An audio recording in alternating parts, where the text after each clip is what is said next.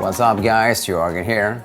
LG is known for making some great TVs, but nowadays are they even quite good at making some cool smartphones. And the latest flagship, LG G6, is not an exception. Here they make some interesting design moves and upgraded the hardware. So let's take a look at the screen here.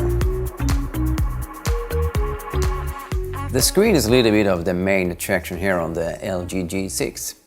It's a 5.7-inch IPS LCD display with a resolution of 2880 by 1440. So the aspect ratio has been changed here. It's 18 by 9 instead of the ordinary 16 by 9. So it's a quite taller screen here. And that can be quite good to have when you're using a software like Twitter or Instagram. You can get a lot of information on the screen. Another thing that the LG made here is the small bezels around the screen, which makes that they can put in a bigger screen without making the phone bigger. And that looks much more pleasing with the smaller bezels. Another cool thing they have made is the rounded corners. Quite a new design move from LG and it looks quite cool. But everything is not perfect with the new aspect ratio. If you're looking at the video with the aspect ratio of 16 by 9, you can get some black bars then. But mostly it's nothing to even think about.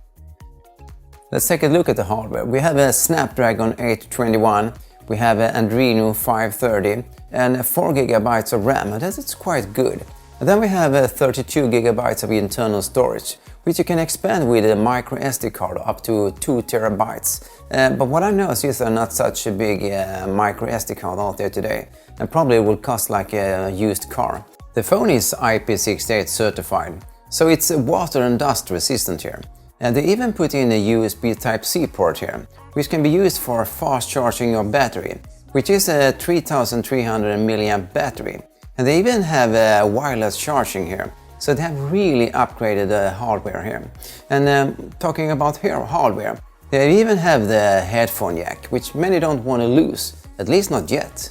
On the back do you have the robot, or at least it looks like a little bit of a robot face here. But you have the fingerprint scanner and the lock key here. And it can take a couple of days before you get used to where the fingerprint scanner is. But then it works like a charm, so it's quite good. On the back you have the two 13-megapixel cameras. One standard lens with a f1.8 aperture and one wide-angle lens with a f2.4 aperture. And you also have optical image stabilization for getting some really stable and sharp image here. And the color of the image and the quality and the sharpness is quite good here. So I'm quite pleased with the quality of the image here. And in our front we also have a 5-megapixel camera with a f2.2 aperture. When it comes to the user interface, we see it fast and snappy here. And I like that you can add the app drawer, as you don't have that as a default.